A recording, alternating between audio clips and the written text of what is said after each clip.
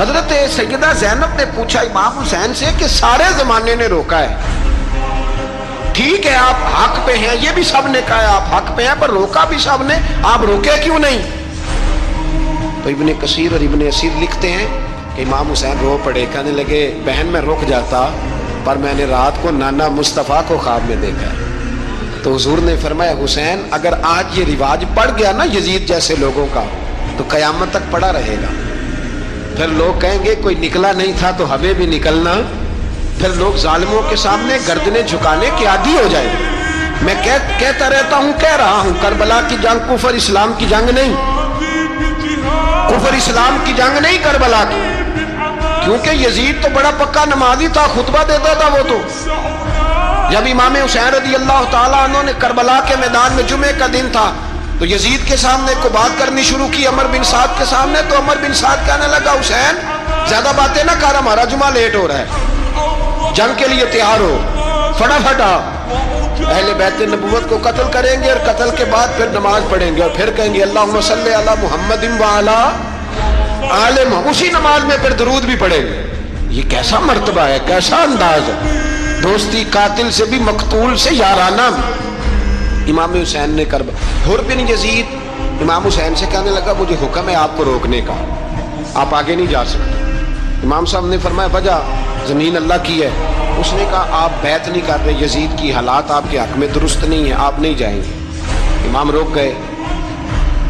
ظہر کی نماز کا وقت ہوا تو حضرت علی اکبر امام حسین کے بڑے صاحبزادے انہوں نے اذان ظہر پڑھی تو حر بن یزید کے لشکر نے امام حسین کے پیچھے نماز ادا کی۔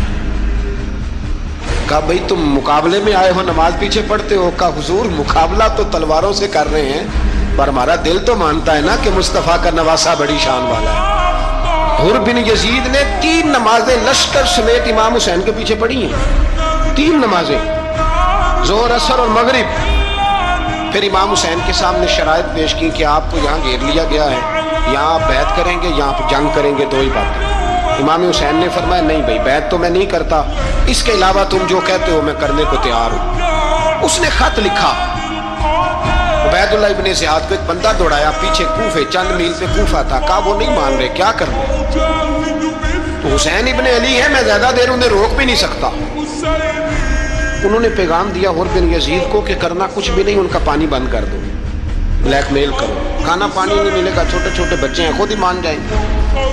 حضرت امام علی مقام کے بارے میں حر کے پاس جب یہ پیغام آیا تو حر کہنے لگا میری طبیعت نہیں مانتی حسین پر پانی بند کروں، دل نہیں مانتا۔ جب یہ لفظ کہے نا دوبارہ تو پھر عبید اللہ ابن زیاد نے عمر بن سعد کو 10,000 آدمی دے کے بھیجا، کہا حر بن یزید لچک دکھا رہا ہے حسین کے حق میں۔ ایک رے کا علاقہ تھا، بڑی وہاں فصل ہوتی تھی، لوگ کوشش کرتے تھے وہاں کا گورنر بننے کی، کوشش کرتے تھے۔ تو عبید اللہ ابن زیاد کہنے لگا تمہیں رے کی گورنری ملے گی، سب سے سرسبز و شاداب علاقہ، تمہیں وہاں کا گورنر بنایا جائے گا اگر حسین کے خلاف لڑو گے۔ یہ اتنی زبردست ہوتی ہیں گورنریاں کہ گورنریوں کے لیے لوگ نسل رسول کے خلاف بھی نکل آتے ہیں، یہ اتنی تگڑی ہوتی ہیں، اتنی جلدی وفاداریاں بدلتی ہیں۔